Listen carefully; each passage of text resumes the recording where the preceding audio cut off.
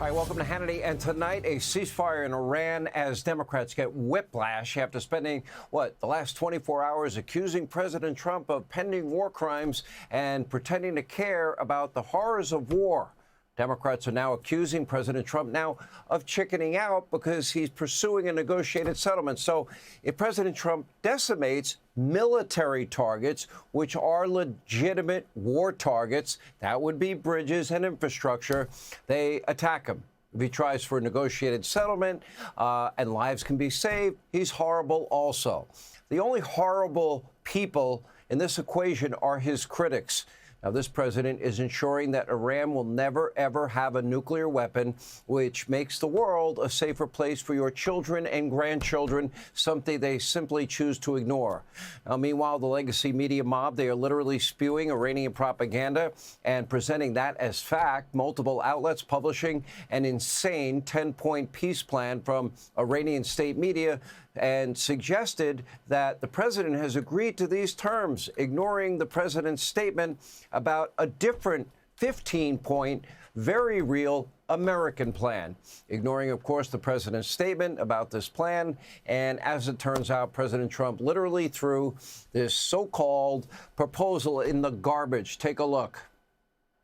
The Iranians originally put forward a 10-point plan that was fundamentally unserious, unacceptable, and completely discarded. It was literally thrown in the garbage by President Trump and his negotiating team. Many outlets in this room have falsely reported on that plan as being acceptable to the United States, and that is false. And the idea that President Trump would ever accept an Iranian wish list as a deal is completely absurd.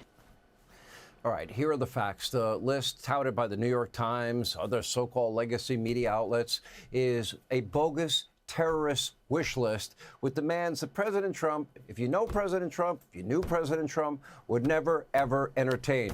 Garbage where it belongs, in the garbage pail. Now, that includes a commitment Iran would control the Strait of Hormuz. That's never going to happen. Iran also demanding the U.S. totally leave the Middle East. That's not going to happen. Also wanting the U.S. to accept Iran's so-called right to enrich uranium. President has said over and over that is never going to happen. This list goes on with other insane, ridiculous demands, but it's not a real list, never was a real list. It is Iranian propaganda, sitting in the bottom of a trash can. At the end of the day, Iran has zero leverage. Their military is in ruins. Their factories are destroyed. Their proxies are crippled. Their economy is a disaster. Their nuclear program is now buried deep underground. And on Truth Social, President Trump posted this, quote, "The U.S. will work closely with Iran, which we have determined has gone through what will be a very productive regime change. There will be no enrichment of uranium, and the U.S. will, working with Iran, dig up and remove all of the deeply buried by B-2 bombers nuclear dust." That's the 60% enriched uranium that we have been talking so much about. Let us be very clear. As we speak, there are two main objectives that the U.S. will achieve one way or the other. We will seize Iran's 60% enriched uranium, or as the president affectionately refers to it, as dust, and the Straits of Hormuz will in fact be open, free and clear from any Iranian threats or aggression, or they don't get to charge tariffs either. Again, this will happen either by a peace deal, a negotiated settlement, or by force. The choice is in their hands. I hope they choose wisely. I really do. Unfortunately, tonight, there are numerous groups in this country that simply just do not want this president to succeed. And when you think of how high the stakes are, it's pretty remarkable. That would include radical Democrats. That would include the legacy media mob outlets. And I'll have a message for them coming up in the next block. And then there's another group of people hoping that President Trump and America will also fail. The obnoxiously loud, self-important isolationists in this country seething with rage. They thought they could actually convince President Trump to stay out of this. They are livid that he did not listen to them. They push a phony narrative about forever wars and say America first means cowering in fear and isolationism. It is not. I'll explain in more detail coming up. And that means never using the military, all while America's enemies threaten us and are developing longer and longer range missiles and a nuclear program that would be an existential threat to this country and the world. They accuse the president of doing this for Israel, for Netanyahu, because of Fox News and Mark Levin and Sean Hannity and all this nonsense. They are lying. They are desperate to validate their own twisted worldview, pushing their own agendas, not the president's agenda, not what he really ran on, and are willing, at the end of the day, and this is the worst part to me, they are willing to gamble with your children and your grandchildren and their future, leaving them a legacy of a bunch of a death cult, Islamic fascists armed with nuclear weapons. None of them, thankfully, prevailed, nor are they, frankly, worth listening to.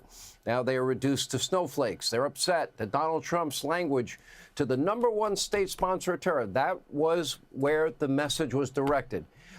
Something they never seemed to care about before. How dare the president speak the only language terrorists understand? That is strength. And that is, well, a little bit of, yeah, I'm going to do it all, which he's proven it over and over again. They're so concerned about the feelings of what, radical Islamists? Well, count me as someone that wants all those terrorists. I want them stopped forever. And I want the world to be a safer place. And we have an obligation to our kids and grandkids to make sure they never get nuclear capability. Let me tell you how this is all going to end. There will not be a forever war. There will either be a negotiated settlement or a complete defeat.